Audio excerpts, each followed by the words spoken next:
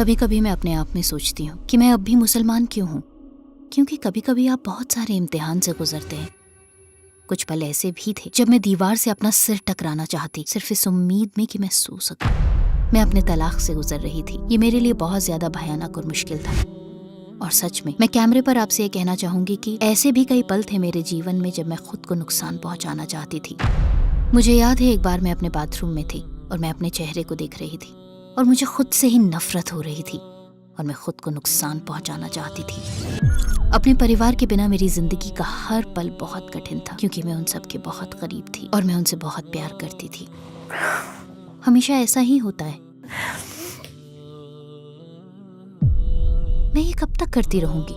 कब तक मैं खुद को बचाने के लिए दूसरों से आस लगाए रखूंगी, जब अल्लाह ने खुद कहा है मेरे पास आओ, मेरे पास आओ, तुम मुझे याद रखो, मैं तुम्हें याद रखूंगा।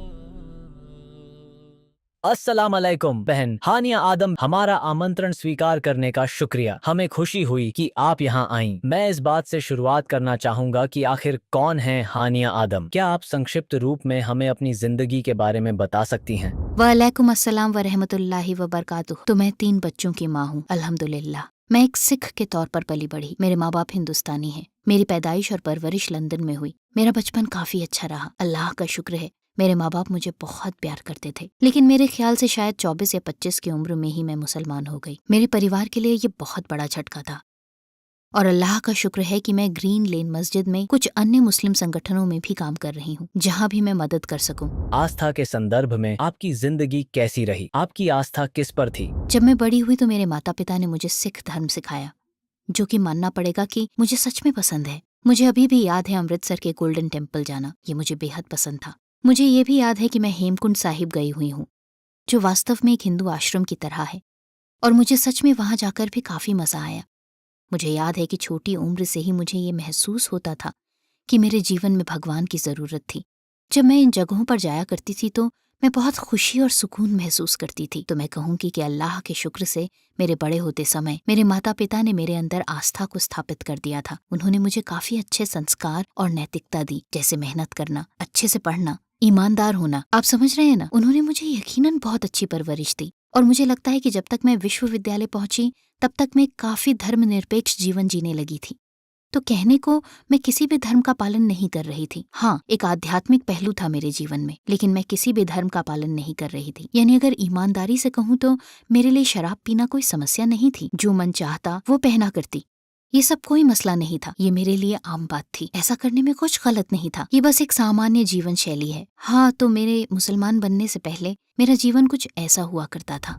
आपने सबसे पहले इस्लाम के बारे में कैसे सुना? क्या इस्लाम को लेकर आपके मन में कोई पूर्व धारणा थी? हाँ थी। शायद मैं थोड़ी सी इस्लामोफोबिक थी। ये इसलिए था क्योंकि उस वक्त काफी कुछ चल रहा था, इराक का मसला और वैसी कई घटनाएं। मेरे ख्याल से उस समय तो मैं अल्लाहू अकबर सुनकर ही डर जाया करती थी। ये वाक्यांश मुझे बहुत डरा दिया करता था। मैं सोचती थी कि ये मुसलमान मर्द सब बहुत कठोर होते हैं, अपनी बीवियों को मारना और इस प्रकार की अन्य हरकतें करना। और आप जानते ही हैं आयशा रजी अल्लाह तआला अन्हा और उनकी उम्र का मुद्दा, ये तो था ही। तो ये सब मिलाकर कई रूढ़िवादी बातें थी। मुझे ऐसा लगता था कि मुसलमान औरतों को दबाया जाता है, क्यों इन्हें ये हिजाब पहनना होता है, ये सही नहीं है। मेरे मन में ऐसे बहुत सारे सवाल थे। आपका इस्लामी सफर कैसे शुरू हुआ? इस्लाम की कौन सी बात ने आपको सबसे ज्यादा प्रभावित किया? मजेदार बात यह है कि सभी रूढ़ियों के साथ जो मेरे पास मुस्लिम महिलाओं के बारे में था, इस्लाम में मैंने सबसे पहले जिस चीज को देखा, इस्लाम में महिलाएं। तो मैंने बहुत सारे भाषण सुने, इंटरनेट पर बहुत कुछ पढ़ा। एक किताब है जिसका नाम the great women of Islam है, दारुस्सलाम द्वारा, जो बिल्कुल अविश्वसनीय है। मेरे दिमाग में महिलाएं उत्पीड़ित थीं। फिर मैंने इस्लाम के बारे में पढ़ना शुरू किया और मुझे एहसास हुआ ये समाज है जो महिलाओं पर अत्याचार कर रहा है। और इस्लाम तो काफी आगे है, बल्कि सच तो ये है कि ये इतना आगे है कि हम आज भी बतौर एक समाज इसके साथ तालमेल बिठाने के लिए संघर्ष कर रहे हैं। और इंशाअल्लाह ये और भी मजबूत होकर वापस आएगा, क्योंकि अब उन सभी समस्याओं के साथ जो हम झेल रहे हैं, लिंग भूमिकाओं और पहचान के साथ, मुझे लगता है इस्लाम के पास इसके सभी उत्तर हैं। और शायद अब समय आ गया है कि हम मिलें, क्योंकि इस्लाम कई तरीकों से महिलाओं को स्वतंत्रता प्रदान करता है। ये वास्तव में महिलाओं को ऊंचा स्थान देता है। अगर समाज ये समझे तो उन्हें भी ये एहसास होगा, जैसा मुझे हुआ था, कि अल्लाह की शान से इस्लाम में औरतों को बहुत सारे अधिकार दिए गए हैं। वो अधिकार जो हमें पहले कभी इस देश में या मुस्लिम देशों में भी नहीं मिले। नबी मोहम्मद सल्लल्लाहु अलैहि वसल्लम ने हमें सिखाया कि औरतों की इज्जत कैसे करें। तो जैसा कि मैंने कहा, ये हमें अधिकार देने की वजह से है। मिसाल के तौर पर मेहर का मामला देखें। पहले औरत मर्द को दहेज में पैसे देती थी, अब मर्द औरत को मेहर में पैसे देता है। ये उन लोगों के लिए बहुत बड़ी बात है, उन लोगों के लिए जो एक बेटी के जन्म लेने पर दुखी हो जाया करते थे, वो भी इतना कि उन्हें मार ही डालते थे। रसूलुल्लाह मोहम्मद सल्लल्लाहु अलैहि वसल्लम कहते थे, अगर आप एक बच्ची को पालते हो या अगर आप अधिक बच्चियों की परवरिश करते हो तो आपको जन्नत अता की जाती है। तो इस तरह से आप मेरे साथ जन्नत में होंगे। और फिर छोटी सी छोटी चीजों का भी ध्यान रखा इस्लाम ने। अगर एक औरत आपसे लड़ रही है, वो आपसे बहस कर रही है, आप पर चिल्ला रही है, तो आप खामोश रहें। वो यही करते थे, खामोश रहते थे। हजरत उमर इब्न खत्ताब ने सीखा। वो ऐसे थे कि वो अपने घर की औरतों को बहस में जवाब देते, लेकिन उन्होंने चुप रहना सीख लिया। कोई बात नहीं, उन्हें जज्बाती होने देते हैं। औरतों को अपनी भावनाएं व्यक्त करने की इजाजत देना, आप समझ रहे हैं ना, कितनी बड़ी बात है। सुभान अल्लाह, कौन सा दीन आपको ये सिखाता है? ऐसी बहुत सी मिसालें हैं जो मैं आपको दे सकती हूँ, लेकिन मुझे लगता है कि आपकी रिकॉर्डिंग फिर खत्म ही नहीं होगी कभी। तो आप इस्लाम में औरतों का दर्जा ही देखकर प्रभावित हो गईं। इसके अलावा और क्या था? मैं आपसे पूरी ईमानदारी के साथ ये कह सकती हूँ कि जब मैं यूनिवर्सिटी में थी, मैं एक ऐसी जिंदगी जी रही थी जिसमें बहुत ज्यादा आजादी मिली हुई थी। इसका मतलब था कि जब आपके पास इस हद तक आजादी होती है कि आप बाहर जा रहे हैं, आप क्लबों में जा रहे हैं, आप नाच रहे हैं, आप शराब पी रहे हैं, आप ये सब कुछ कर रहे हैं, और ये लगभग ऐसा है जैसे आप उस अगले खुशी के पल का इंतजार कर रहे हैं या अपने साथ वाले व्यक्ति से पुष्टि करने की राह देख रहे हैं कि वो ये कहे कि ओह आप कितनी अच्छी दिख रही हैं, मैं करता हूँ आपसे मोहब्बत। या फिर आप समझ सकते हैं जहाँ आप हमेशा बतौर महिला लगातार दूसरों से ये अपेक्षा करते हैं कि वो आपको मान्यता दिया करे, जबकि मैंने इस्लाम में ये पाया आपको ऐसा करने की जरूरत ही नहीं है। ये मान्यता दूसरों से नहीं आती है। रसूलुल्लाह मोहम्मद सल्लल्लाहु अलैहि वसल्लम ने हमें सिखाया कि पहले अल्लाह द्वारा हमें स्वीकार किया जाना है, और जब आप अल्लाह और उसके रसूल मोहम्मद सल्लल्लाहु अलैहि वसल्लम से मोहब्बत करना सीखते हैं तो आपको वो संतुष्टि महसूस होती है। अगर आम भाषा में कहें तो उसके लिए आपको किसी अन्य व्यक्ति पर निर्भर होने की आवश्यकता नहीं है। अगर आपके पास ये है तो बेशक ये अल्लाह की रहमत है। और एक साथ आप ऐसे हैं, ऐसे नहीं, आप एक साथ ऐसे हैं। अल्लाह सुब्हान व तआला ने कुरान में कहा है, उसने औरत और मर्द को एक समान बनाया है, लेकिन फर्क के साथ। और ये बहुत ही कमाल की बात है। जहाँ तक मेरा सवाल है, इस बात ने मुझे ये सिखाया कि जब अल्लाह सुब्हानहू व तआला आपसे कहते हैं अगर आप एक महिला हैं तो अपने आप को ढकें, हिजाब पहने, ये इसलिए है क्योंकि हमें अलग बनाया गया है। हो सकता है कि मुझे सबसे अच्छा और खूबसूरत दिखने की चाह हो, लेकिन अल्लाह ने मर्द को अलग बनाया है, जहाँ वो आपको देखकर सोचने वाले हैं, ओह शायद मैं इसके करीब आ सकता हूँ, मैं ये कर सकता हूँ या मैं ये कह सकता हूँ। तो अल्लाह कहते हैं पता है क्या, अपनी रक्षा करो, खुद को ढक कर रखो। लेकिन मर्द के अंदर वो चाहत तब भी है, क्योंकि जब ये जायज हो जाता है तो आप इसका आनंद लेंगे, क्योंकि तब अगर ये आपके पास नहीं होगा तो आप शिकायत करेंगे। वह मुख्य बात क्या रही जिसने आपको यह विश्वास दिलाया कि इस्लाम 100% सच है? मेरा ग्रीन लेन मस्जिद में जाना। मुझे याद है वो पल जब मैं पहली बार मस्जिद के अंदर गई और मैंने वहाँ उन बहनों को देखा जो सिर से लेकर पैर तक काले कपड़ों में ढकी हुई, जो ऐसा लग रहा था कि मानो झूम रहे हों। और हम तो बस हैरी पॉटर की बात ही करते हैं कि वो मजेदार है, लेकिन उन्होंने मुझे हैरी पॉटर के हॉगवर्ट्स के उस दृश्य की याद दिला दी जहाँ वो सारे अपने स्कूल के लंबे लंबे पोशाक पहने हुए होते हैं। उन्हें देखकर पहली चीज यही थी जो मेरे मन में आई, और फिर मुझे लगा वाह, यानी ऐसा लिबास पहनना उनकी अपनी इच्छा थी। मैं इन्हीं की तरह आत्मविश्वास महसूस करना चाह रही थी, क्योंकि मैं तो उस वक्त मिनी स्कर्ट में घूम रही थी। मैं जानना चाह रही थी कि ऐसे कपड़े पहनकर चलने में कैसा महसूस होता है। और सिर्फ इतना ही नहीं था, वो लोग बहुत ही मिलनसार, बहुत मोहब्बत करने वाली, बेहद संवेदनापूर्ण और काफी सहायक रुझान की थी। और आप शायद नहीं जानते, लेकिन अगर हम कभी दूसरे लोगों से बातचीत न करके असल में हम अपने ही जीवन को कठिन बना लेते हैं।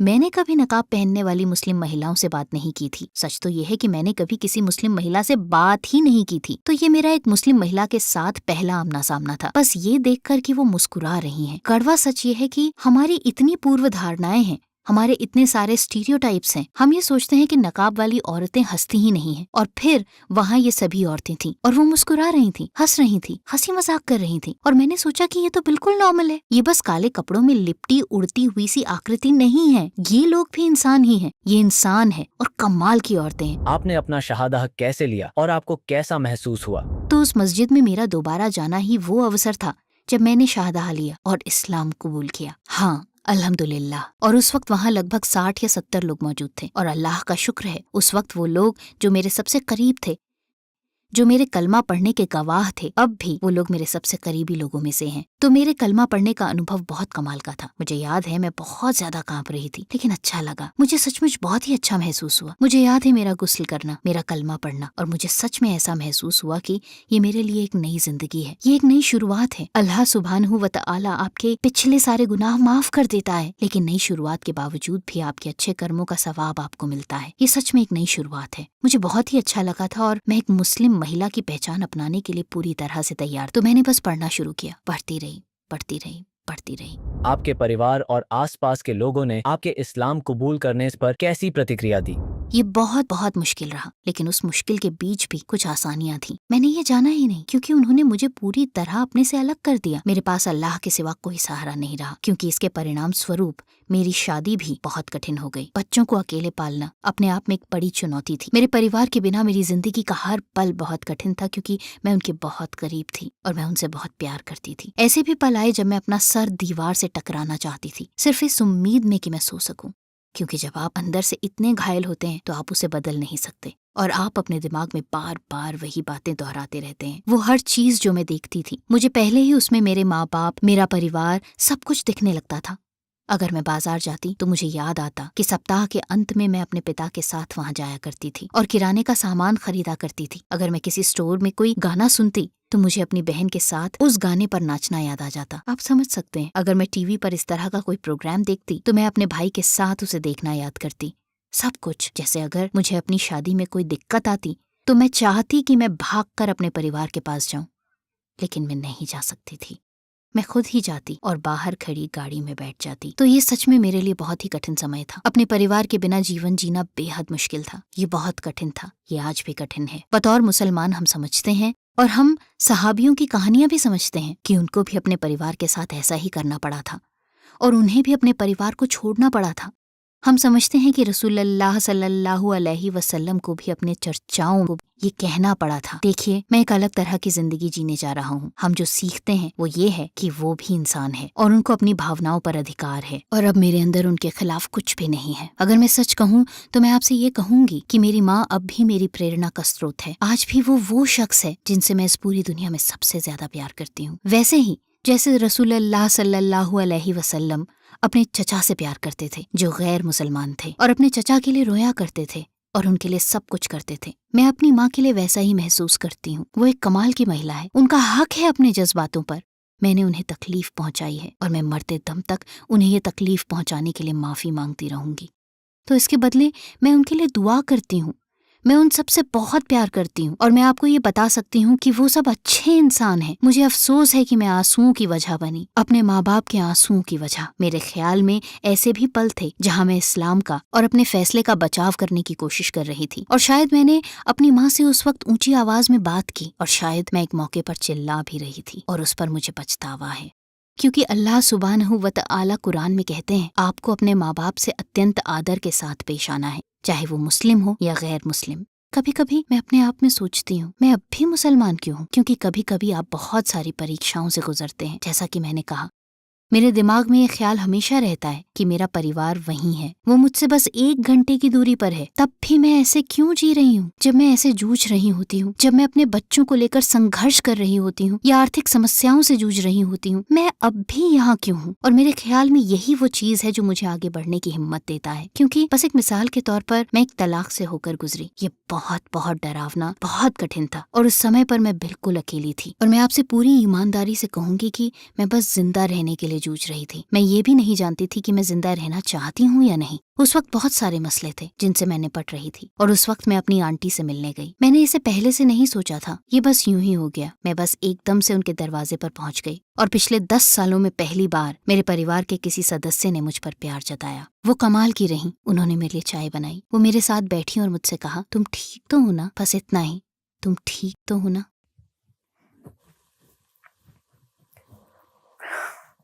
ये हमेशा होता है। यही मेरी आंटी हैं। वो पहली बार था जब किसी परिवार के सदस्य ने मुझसे ये पूछा था, तुम ठीक तो हो ना? और उन्होंने कहा, अब तुम आगे क्या करने वाली हो? तुमने कुछ सोच रखा है? क्योंकि मेरे पास कुछ भी नहीं था। जो कुछ भी था वो थे मेरे 3 बच्चे। अल्लाह की कसम मैं आंटी के घर से जाना नहीं चाहती थी। मैं वहाँ बैठी थी और सोच रही थी, या खुदा, क्या हो अगर मैं बस अपने इस्लाम को छुपा लूं, तो इस्लाम को बस अपने दिल में ही रखूं। लेकिन क्या होगा अगर मैं बस घर वापस आ जाऊं, क्योंकि वो मुझसे प्यार करते हैं और मैं वहाँ रुकना चाहती थी। मैं उनके घर से नहीं जाना चाहती थी, मैं उनके घर में रहना चाहती थी। मैं हर चीज छोड़ देना चाहती थी, अपना धर्म नहीं। मैंने सोचा था मैं उसे छुपा सकती हूँ। मैं ऊपर नमाज पढ़ लिया करूंगी जब कोई ना देख रहा हो, और मैं बस किसी तरह वापस घर जाना चाहती थी। अल्लाह जानता है, मेरी दादी, जिन्होंने मुझे 10 सालों से नहीं देखा था, बहुत ही बुजुर्ग थी, वो कमरे से बाहर आई और उन्होंने मुझे देख लिया होगा। और मेरी आंटी ने मुझसे कहा, जल्दी जाओ, भागकर घर से बाहर जाओ, क्योंकि अगर उन्होंने तुम्हें देख लिया तो वो बहुत बुजुर्ग हैं। हम नहीं जानते थे कि फिर क्या हो सकता था। और उन्होंने घर से बाहर जाने के लिए मुझ पर दबाव डाला, पीछे के दरवाजे से, पिछले गेट से भागो। और मुझे घर से बाहर निकलना ही पड़ा। कोई अलविदा नहीं, कुछ भी नहीं। मैं जल्दी से बस घर से बाहर आ गई। मैं अपनी गाड़ी में बैठ गई। मेरी पहली प्रतिक्रिया थी, मुझे किसी को फोन करने की जरूरत है, क्योंकि अब मैं बस घर पर रहना चाहती थी। मैं अपने परिवार के पास वापस जाना चाहती थी। मेरे पास कुछ भी नहीं था, मेरे पास कोई भी नहीं था। जो पहली चीज मैंने की वो ये थी कि मैंने अपने सबसे धार्मिक दोस्त को फोन किया, और उसने फोन नहीं उठाया, क्योंकि मेरी जरूरत थी कि वो मुझे बताए, नहीं मेरी जान, कोई बात नहीं, सब ठीक है। और फिर मैंने अपनी दूसरी दोस्त को फोन किया, क्योंकि उसके कुरान की तिलावत बहुत खूबसूरत है और मुझे महसूस हुआ कि मुझे कुरान सुनने की जरूरत है। लेकिन उसने भी फोन नहीं उठाया। और फिर मैंने सोचा, मैं कब तक ऐसा करती रहूंगी? कब तक मैं दूसरों से खुद को बचाए जाने की अपेक्षा करूंगी, जब अल्लाह खुद कुरान में कहते हैं, मेरे पास आओ, मेरे पास आओ, मुझे याद करो, मैं तुम्हें याद करूंगा। अल्लाह से हमारा सीधा संपर्क होता है। और इसलिए मैं अपनी कार में बैठी और मैंने आयत अल कुर्सी पढ़ी। फिर मैंने तीनों कुल पढ़े और मैंने अल्लाह से प्रार्थना की, मुझे इस्लाम पे कायम रखें। मैंने उस वक्त अल्लाह सुब्हानहू व तआला से विनती की कि मुझे इस्लाम पर कायम रहने दे, मुझे इस्लाम पर कायम रहने दे। मेरे साथ जो भी हो वो मायने नहीं रखता, बस मुझे बतौर मुसलमान मरने दे। और इसलिए मैंने ऐसा किया। और मुझे लगता है कि वो फिर से एक और निर्णायक क्षण था, जहां मुझे पता चला कि हाँ, मैं मुस्लिम हूं। क्योंकि शैतान आपके पास बार बार आएगा और आपसे आपको अपने इस्लाम पर सवाल खड़े करवाएगा। क्या मैं मुसलमान हूं? मैं किसके लिए मुसलमान हूं? मैं क्यों मुसलमान हूं? मुझे इस्लाम के बारे में पसंद ही क्या है? शैतान आपके पास तब आएगा जब आप सच में कमजोर और हताश हों। शैतान आता है, और इसलिए मेरे दीन को सीखने के जो पूरे 9-10 साल थे, वो सब उस एक पल में मेरे सामने आ गए। इसलिए ये उन चीज़ों में से एक है जो मैं उन बच्चों से कहती हूँ जो नहीं समझते, उन्हें इस्लाम का आध्यात्मिक पहलू महसूस नहीं होता, क्योंकि वो अभी युवा हैं और जिंदगी बढ़िया चल रही है। मैं उनसे कहती हूँ, फिर भी सीखते रहो, क्योंकि आप नहीं जानते किस पल में आपसे चीज़ें छूट जाएंगी, या वो सब जो आपने सीखा है और आप नहीं जानते कि आप ये क्यों सीख रहे थे, वो आपके सामने आएगा और वही आपकी जान भी बचाएगा। तो जब आपकी माँ आपसे कहती है मदरसे जाओ, जब आपकी माँ आपसे बोलती है शाबाश जाओ अपने इस्लामी पाठ्यक्रम के सबक सीखने जाओ, तो चले जाया करिए। और जो इस्लाम में वापस आए हैं वो भी सीखें। आप बस यूं ही मुसलमान नहीं बन सकते। ओह, मैं अल्लाह में तो यकीन करता हूं। नहीं, ऐसा नहीं होता। जाएं और सीखें, दीन को पढ़ें, उसका अध्ययन मेहनत से करें, चाहे थोड़ा ही सही, लेकिन उसे हर रोज पढ़ें, क्योंकि आपके छोड़ते ही शैतान आपके पास आने वाला है और वो कोशिश करेगा आपको इससे दूर करने की। और तब अचानक से आपकी सारी पढ़ाई वही आपको याद आने वाली है और यही आपको बचाने वाली है। और इसी दिन ने मुझे उस दिन बचाया था। ऐसे और भी उदाहरण हैं जो मैं आपको बता सकती हूँ।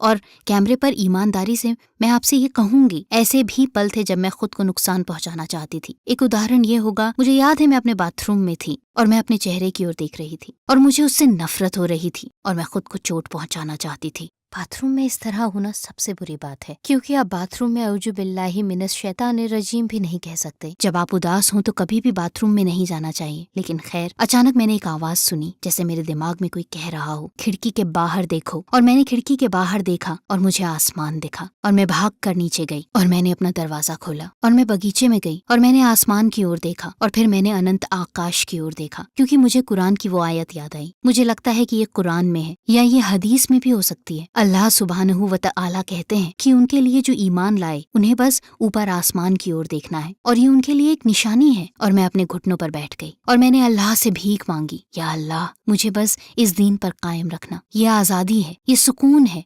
जहां आपको किसी और पर निर्भर होने की जरूरत नहीं है, आपको किसी और की जरूरत नहीं है, आपको अपनी जिंदगी में बस अल्लाह सुब्हानहू व तआला की जरूरत है। और यही वो चीज थी जो मैंने की, और इस तरह मैंने खुद को नुकसान नहीं पहुंचाया, क्योंकि मेरे पास अल्लाह है।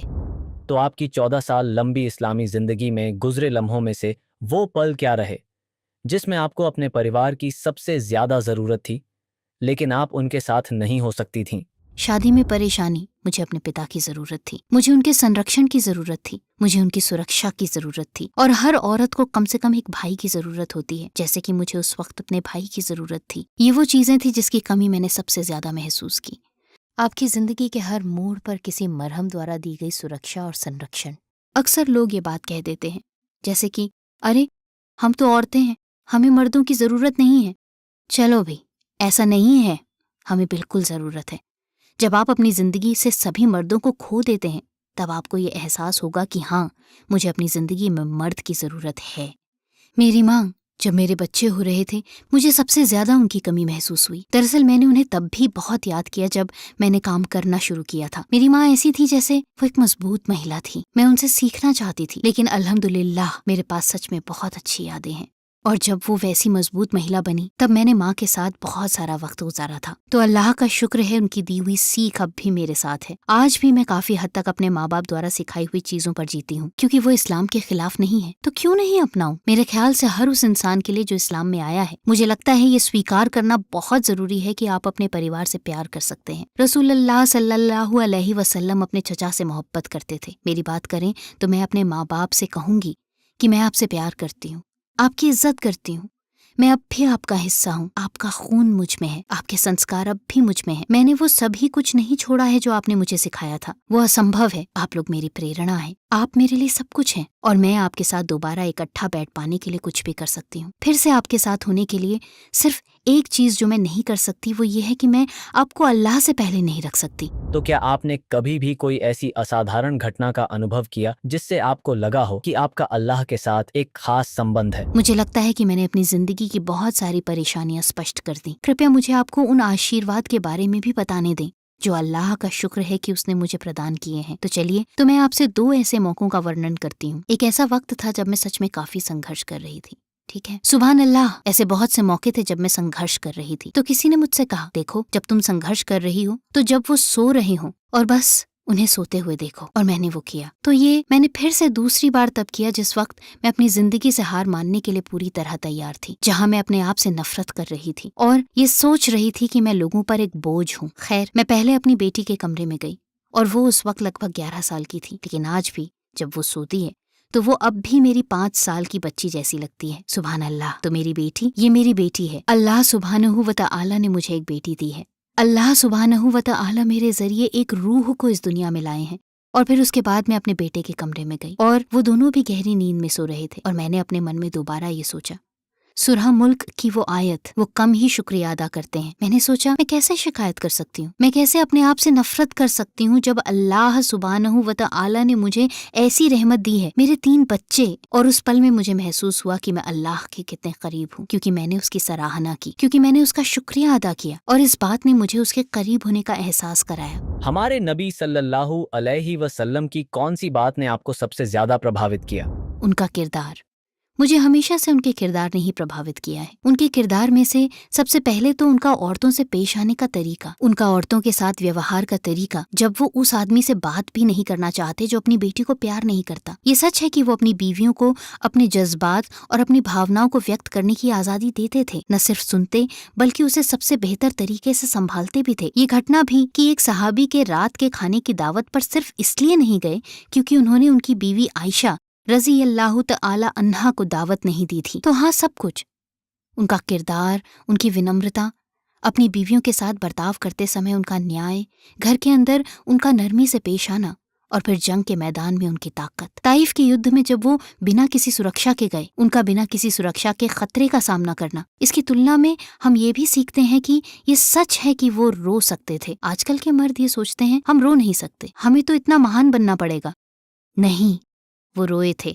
आप समझ सकते हैं, हम लिंग विभाजन की बात करते हैं कि मर्द क्या है, औरत क्या है। रसूलुल्लाह सल्लल्लाहु अलैहि वसल्लम को देखिए, आप जानते हैं, मैं अभी यासिर काजी द्वारा लिखी गई उनकी सीरत पढ़ रही हूँ और हर पैराग्राफ में कुछ नया सीख रही हूँ। क्या कमाल की किताब है। मैं सबसे अनुरोध करती हूँ कि इसे पढ़ें। सब कुछ, उनकी मृत्यु शैया पर आने से लेकर आयशा रज़ियल्लाहु तआला अन्हा का अपने सिरदर्द की शिकायत करना। वो सिरदर्द की शिकायत कर रही हैं और वो मजाक में कहते हैं, हाँ मेरे सिर दर्द का क्या, तुम्हें पता है मैं मर रहा हूँ। और सुभान अल्लाह, वो सारी चीजें जिससे वो गुजरे ताकि हम बेहतर इंसान बन सकें और जन्नत में जा सकें, उनकी कुर्बानियां अपने परिवार को लेकर, अपनी दौलत को लेकर, वो सारे इम्तिहान जिनसे वो गुजरे, ये सब किसके लिए? हमारे लिए। इस्लाम से पहले जिंदगी में आपका क्या उद्देश्य था और इस्लाम के बाद अब वो क्या है? या खुदा, मेरा उद्देश्य है घर जाना। मैं घर जाना चाहती हूँ, अल्लाह के पास। बस घर जाना, मैं घर जाना चाहती हूँ और यही मेरा संपूर्ण उद्देश्य है। या अल्लाह, मुझे परिवार दे दे। ये सिर्फ दुनिया है। यही वो बात है जो मैं हमेशा अपने आप से कहती हूँ, ये सिर्फ दुनिया है, ये बस दुनिया है। आप यहाँ हमेशा के लिए नहीं हैं। मैं बस अपने घर जाना चाहती हूँ। अंत में आप उन लोगों से क्या कहना चाहेंगी जो आपको देख रहे हैं, जिनके दिल तो इस्लाम के करीब हैं, लेकिन जो अपने रिश्तेदारों या आसपास के लोगों की प्रतिक्रिया से डरते हैं?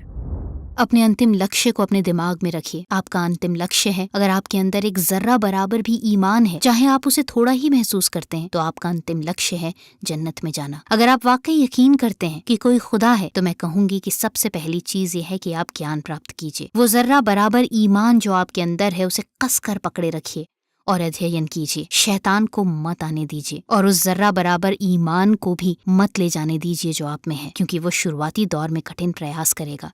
शैतान पूरी ताकत से ये कोशिश करेगा कि आपको पीछे की तरफ खींचे। तो पढ़िए, ज्ञान को हासिल करिए, अपनी जिंदगी के लिए लक्ष्य बनाइए, अपने दिमाग में उस लक्ष्य को निर्धारित करें। और मैं आपको बताऊं तो मुझे अपने जहन में आवाजें सुनाई देती थी।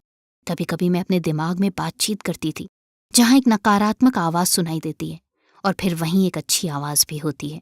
और कभी कभी आपको बस यही करना होता है, आपको बस जोर से ये कहना होता है, या अल्लाह, मुझे आपकी मदद की जरूरत है, मुझे सीधे रास्ते पर मार्गदर्शित करें। अगर आपके पास सवाल है, मुझे ये करना चाहिए या नहीं करना चाहिए, कि पता नहीं मेरे परिवार की प्रतिक्रिया क्या रहेगी, ये जान लीजिए कि आप अकेले मरने वाले हैं। आपका परिवार वहाँ आपके लिए, आपके साथ नहीं होने वाला। जब आप कयामत के दिन उठाए जाएंगे, अगर आप अब तक कयामत के दिन पर विश्वास इसलिए नहीं करते हैं क्योंकि कुछ लोग नहीं करते हैं, है ना, तो खुद ही सोचिए, अपने परिवार से मुझे इस दुनिया में क्या फायदा हो रहा है? आध्यात्मिक रूप से भगवान में विश्वास करने से मुझे क्या फायदा हो रहा है? मैं बस यही कहूंगी कि सबसे महत्वपूर्ण चीज है कि हम सीखें और समझें। बस सीखते रहिए, क्योंकि आप वहाँ पहुँच जाएंगे। और अपने दिलों में अपने इरादों को सच्चा रखिए कि आप वहाँ पहुँचना चाहते हैं। अल्लाह कहता है, मेरे पास आओ, खड़े मत रहो। अगर आप मुसलमान बनने के बारे में सोच रहे हैं और अगर आप इसके लिए सिर्फ एक कदम भी आगे आए, तो अल्लाह आपकी ओर दौड़ते हुए आएगा।